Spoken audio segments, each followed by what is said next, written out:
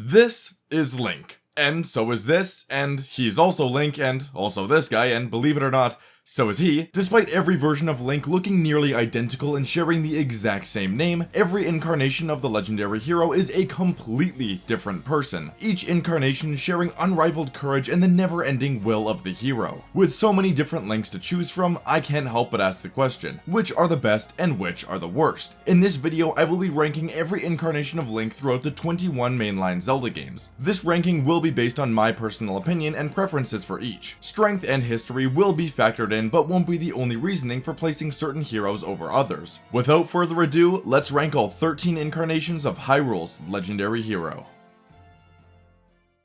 Link is the protagonist in every single Legend of Zelda game. Well, every game except for one. The most recent game in the franchise, Echoes of Wisdom, is the first mainline Zelda game to feature a different protagonist, that being Princess Zelda instead of our usual hero, though Link does still play a critical role in this game. Number 13, Link from Echoes of Wisdom, or as I like to call him, the Hero of Wisdom, since it makes it way easier to distinguish from the others. This incarnation is definitely held back from not being the main character, as it gives us a lot less time with him compared to the others. This Link doesn't exactly have a lot of personality, which is the case for a lot of the Links on this list, but this one has always been the weakest of the bunch. As previously mentioned, this version of Link gets a lot less screen time than the others. He is absent for most of the game, and in the little action he does get, he's trying to kill Zelda, which is not very heroic at all. A few things I really enjoy about this Link is how respected he is by the people of Hyrule, telling the player he already has a lot of experience as the hero. The final battle against Null is also fought alongside Link, which is really awesome and a perfect way to end such a unique game. Despite Echoes of Wisdom featuring pretty easily the worst Link in the franchise, he is by no means bad, having to take a backseat to the real hero of the story.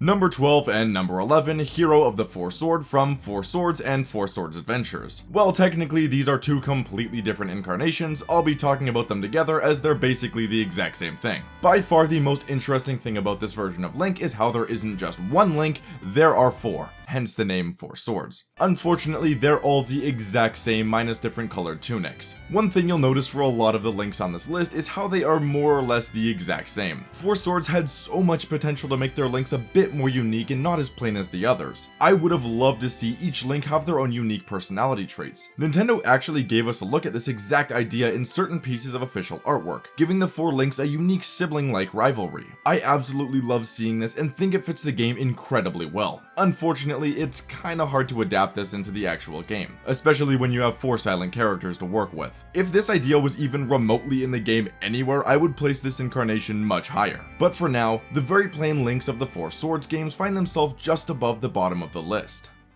Number 10, the Hero of Hyrule from The Legend of Zelda and Zelda 2: The Adventure of Link. This is the Link that started it all, and for that I have nothing but respect for him. Unfortunately, this is by far the least interesting Link in the entire franchise. This version of Link literally has no expression at all. While yes, this is obviously due to hardware limitations at the time, it hasn't held up very well at all. History is easily the biggest highlight for this Link, being the first ever Link and the main character in two different games. The Hero of Hyrule laid the groundwork for every single Link to come, debuting his iconic green tunic and incredible courage. This incarnation almost has no backstory at all, which definitely makes this Link more bland compared to those who have a great backstory, or even any backstory at all for that matter. Zelda 1 and 2 feature almost no characters throughout the entire game, meaning Link has nobody to create a dynamic with, which is something his character can really benefit from, as you'll see later. In terms of strength, this Link is just mediocre. Nothing too impressive as he's defeated the likes of Ganon, the Thunderbird, and even himself, which is like the bare minimum for a Link. Despite this Link being the first and arguably the most important, he's also one of the lamest, and nostalgia can only get you so far on this list.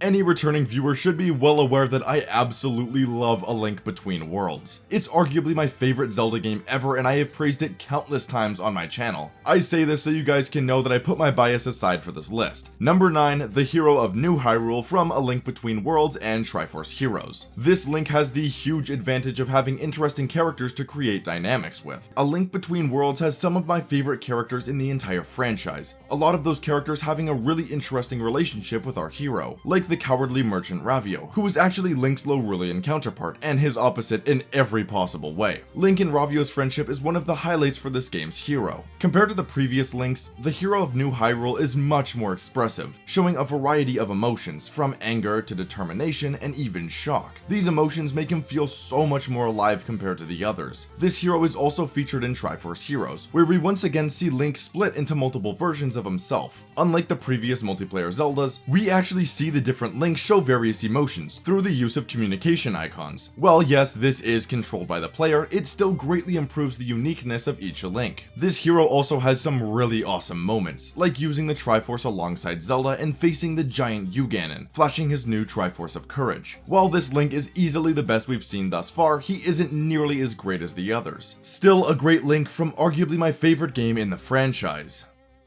Number 8, Hero of the Minish from Minish Cap. This is the first Link on this list to have a sidekick, that being Eslo. Having a companion will benefit most Links so much, as it gives him a character to create a dynamic and relationship with. The Hero of the Minish has one of the most unique stories in the franchise, following the young boy and his wizard hat through the Hylian and Minish worlds. Unlike the previous Links, we actually get an interesting backstory with this iteration of the hero. This time, Link lives with his grandfather, who is a blacksmith, and already has a previous friendship with the Princess Zelda. I really appreciate the scenes with Link and Zelda at the market during the introduction of the game. It does a great job at showing the innocence of these two friends, who are about to be placed in a very important role. Visually, one of my favorite Link designs. I think this is probably the best looking 2D Link design, all thanks to Minish Cap's beautiful art style and vibrant colors. Unfortunately, this Link is only featured in one game, meaning his experience and history is quite limited. He's also not one of the strongest Links, his most notable feat being defeating Vaati. Not much else I can say about this entry, just a really solid Link with a great design, background, and dynamics. Number 7, Hero of Trains from Spirit Tracks. Despite the games themselves not being great, the DS games gave us some of the best characters in the franchise, and Link from Spirit Tracks is no exception. In this game, Link works as a newly appointed train engineer. He, alongside the spirit of Princess Zelda, travel throughout the new kingdom of Hyrule to try and restore the Spirit Tracks. My favorite aspect of this Link by far is his amazing dynamic with Zelda. This is arguably the best Zelda and Link relationship in the entire franchise. The way these two interact with each other is charming and hilarious. And this is all thanks to Link's very expressive nature. I had played the DS games quite recently, and one of the biggest surprises to me was just how funny the games are. The main cast all have such interesting dynamics with one another, and they combine for such entertaining interactions. Unfortunately, this is yet another Link that is only featured in one game, meaning his experience and history isn't nearly as rich as the others. His most notable achievement is defeating Meliodas, which, don't get me wrong, is impressive, but not impressive enough for me to put him any higher based on his strength. Whether you love or hate Spirit Tracks, you can't deny that the Hero of the Trains is one of the most entertaining and lovable incarnations of Link thus far. Number 6, the Hero of Legend from A Link to the Past, Link's Awakening, Oracle of Seasons, and Oracle of Ages. Whoa. This guy has a killer resume. If this list was based on strength and experience, the Hero of Legend would be an immediate lock for the top 3. This Link has been in 4 different games, the most of any Link, has slain various forms of evil like Ganon, the Nightmare, Varen, Onox, and many more. In terms of experience, this is easily the most colored resume of any Link ever, and I don't think anyone would disagree. The experience and strength is by far the biggest reason why I love this incarnation of the hero. Unfortunately, there isn't that much going for him in terms of character. While he does have some great moments, they mainly come from one of the 4 games he's featured in. Link's Awakening is pretty easily the most interesting display for this version of Link. The relationship between him and Marin is very heartwarming, and the tragic end to it all is the perfect bittersweet cherry on top. I really love the pure emotion Link shows at the very end of the game, as Link sits on his raft watching Koholint Island vanish. Link looks very sad, as he should, but his expression quickly changes when he notices the windfish. I really love this scene and think it was done even better in the Switch port.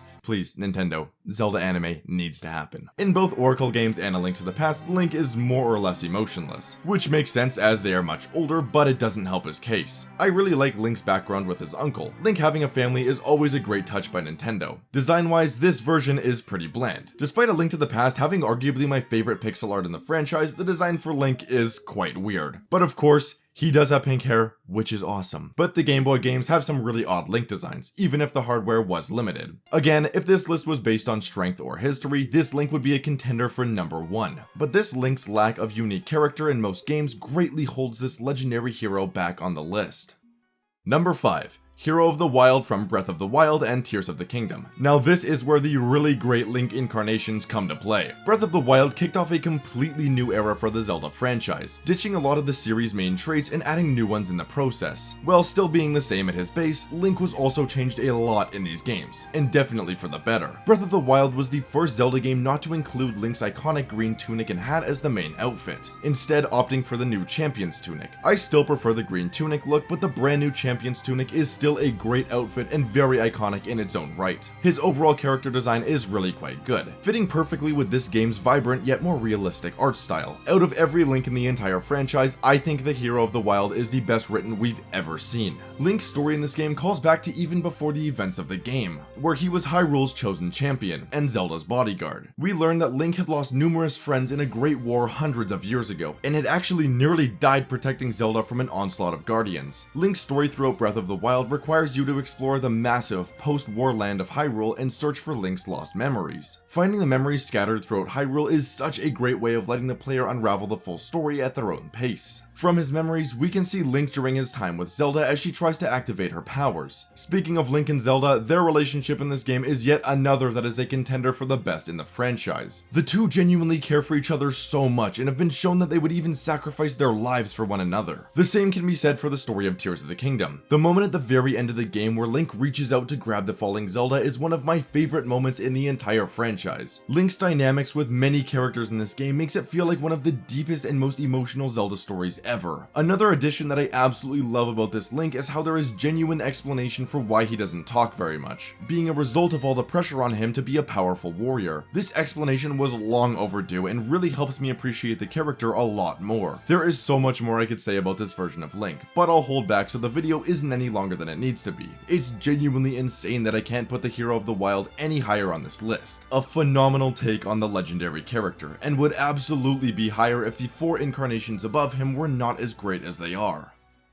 Number 4, the Hero of Twilight from Twilight Princess. We finally reached the fan favorite edgy Link. Twilight Princess features my favorite Link design-wise. His more serious look with chainmail and slightly darker green tunic fits the dark aesthetics of Twilight Princess extremely well. It even became the standard Link design for the 2010s, being featured in 2 Smash games and a lot of Nintendo official artwork. Though he may have an amazing design, it's not the only highlight for this iteration of Link. I hadn't mentioned this topic until now, but the voice acting for the Hero of Twilight is extremely well done. His battle grunt sounds so powerful and passionate, very fitting for a character so heroic. Speaking of heroics, this version of Link has his fair share of awesome moments, like flexing on King Bulbin after knocking him off the bridge, or even training with the Hero of Time himself. Learning sword techniques from a previous hero was such a great choice, and really helps connect these 2 games beyond the really confusing timeline. My favorite aspect of this Link has to do with his connection and relationship with the children of Ordon Village. Link is from the town of Ordon. Here he works as a farmhand on the ranch. Link is very close to the children of Ordon, who look up to him as a brave older brother figure, especially Colin. Later in the game, when Colin is kidnapped after his brave sacrifice, Link rescues him from the beast, proving that Link is in fact just as brave and heroic as the children believe he is. It may sound weird, but this is undeniably my favorite moment in the entire game. Watching Link's courage rub off on his close friend is so touching, and is why I love this version of Link so much. Moments like these are some of my favorites in the entire series, because sometimes it's not about needing to save the world, it's about protecting the ones you love, and that is exactly what the character of Link is meant to represent. Not only is Link's dynamic with the children very well done, but his relationship with his partner Midna is arguably even better. Link's heroic acts literally changed Midna's mind about what her future goal was, again proving that his actions speak louder than words ever could. This Link also has his fair share of emotions. The scene at the very end of the game where he and Zelda must say goodbye to Midna is filled with emotions on every end. Honestly, this Link is just perfect. There isn't a single thing I would change about him. Despite being featured in only 1 game, he made sure to make every single second count, making him easily one of the best versions of the hero we'll ever see. Number 3, the Hero of Time from Ocarina of Time and Majora's Mask. Honestly, the Hero of Time being this high up is basically completely nostalgia bias. I definitely prefer the writing of both the Hero of Twilight and Wild, though there's no denying the impact the Hero of Time made on the franchise. For a lot of people, Link's first appearance in 3D is his most iconic ever. For a game as old as Ocarina of Time, this Link has his fair share of emotion and story. The brand new 3D visuals definitely helped Link feel a bit more human, with a fully changeable face depending on what emotion they want him to convey. The Hero of Time also has the benefit of being shown as both a child and a young adult, which is easily one of the most interesting things about his character. I also really loved how this Link has a very detailed backstory, with his mother entrusting the Great Deku Tree with Link after she was badly wounded from the war. Going from a child who never fit in to a hero who saved everyone is a great story and very fitting to the overall themes of the series. While Link's appearance in Ocarina of Time is iconic, his character in Majora's Mask is even better, helping the dying people of Termina throughout his journey while trying to stop the world from ending.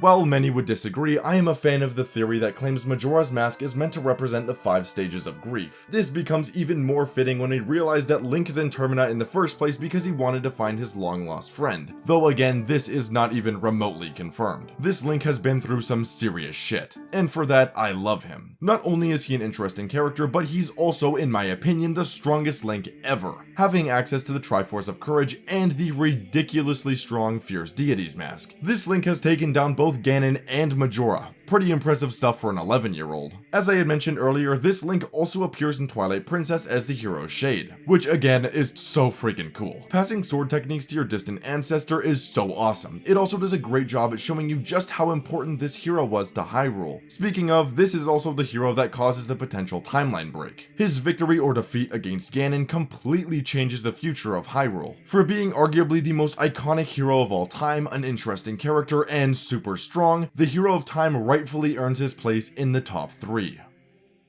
Number 2, the Hero of Wind from Wind Waker and Phantom Hourglass. A while back, I had mentioned how the Hero of Wild was the best written Link. While I still believe that's true, the Hero of Wind is a very close second. This version of Link is arguably the most unique in the entire franchise. This Link is the only Link ever to not be chosen as the hero, instead required to prove his worthiness for the legendary title. This adds an extra layer of motivation on this Link and his goals. Speaking of goals, his initial goal is also to rescue a loved one, very similar to Twilight Princess. Only this time, it's Link's actual sister. As I had mentioned before, Link having a family is always a nice touch, and it's even better when his family is close like Link is with his sister and grandma. The sheer emotion and drive this Link shows when trying to rescue his sister is just inspirational. I've always been a fan of this Link just being a boy who wants to save his younger sister. I had gone into greater detail on this topic in my story ranking video, but Wind Waker has such a well done story, and this Link is one of the largest reasons why. Link also has some serious balls in this game. He's only about 10-ish years old in this game and takes off with literally 5 minutes of combat practice to chase after a bird who stole his sister. And let's not forget that this Link pulled off the most wicked final blow on Ganondorf. How this is physically possible is beyond me, but it's still super awesome. Of course, this Link is notoriously the most expressive in the entire franchise, showing a wide variety of emotions throughout the game, along with some other hilarious expressions. I really appreciate how funny this Link and his friends can be, whether it be getting launched from a catapult or bickering with Ciela and Linebeck. Those same friends give us some of the best dynamics in the series thus far. Link and Tetra's friendship going from just 2 friends to being destined to save the world was amazing. And even though I don't love Phantom Hourglass, the main cast was by far my favorite part of the entire game.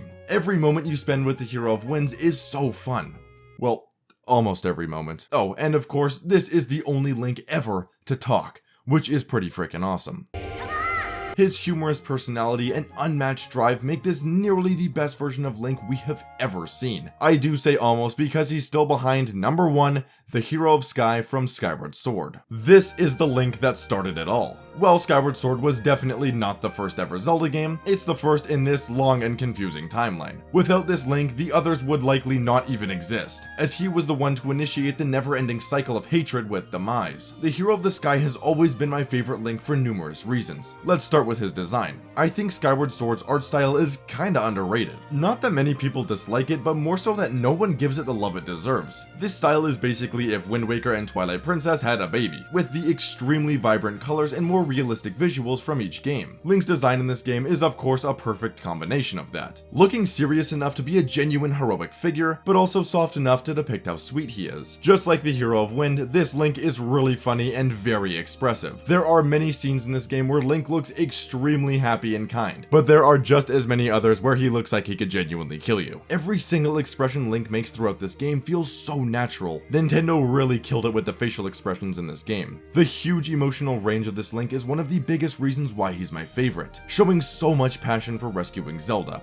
Oh, and speaking of, this has always been my favorite version of Link and Zelda's relationship in the entire franchise, and I don't even think it's close. These two show an unbelievable amount of emotion and love for one another throughout the entire game, and I don't really love shipping characters together, but come on, it's just so obvious. I absolutely love these two and their dynamic. I feel so much genuine attachment to this version of Link and Zelda, it's insane. Of course, his dynamic with Fi is also really great. I know many may hate this character, and for some good reason, but I also think she's very overhated and has a lot going for her. The moment at the end of the game where Fi tells Link that he has helped her develop genuine happiness for the first time in her life is so sweet. And that's not even mentioning his dynamic with other characters like Groose. This Link is also the dictionary definition of a hero, standing up and facing anything in his way, no matter how huge or terrifying they may be. He always locks right in. I mean, Link literally made the physical embodiment of evil, Demise, impressed with how courageous he was. The Hero of the Sky also was some of my favorite Link moments in the entire franchise, like when Zelda gives the Master Sword its final blessing, Link jamming out to the Song of the Hero, or even Link and Zelda enjoying each other's company after the ceremony. The options for great moments in this game are literally endless. As I had mentioned earlier, this is the first ever Link, and he had started the endless cycle with him, Zelda, and Ganondorf after he defeated Demise, meaning that this is also the most important link to the story of the entire franchise. This Link had also created so many important things in the series, like fully powering up the Master Sword, and how the franchise's main theme is the Song of the Hero, which is his theme song. This Link is perfect in every imaginable way, from his wide display of emotions to great design, personality, heroics, and importance to the franchise as a whole, making him easily my favorite of the 13 Links in the history of The Legend of Zelda.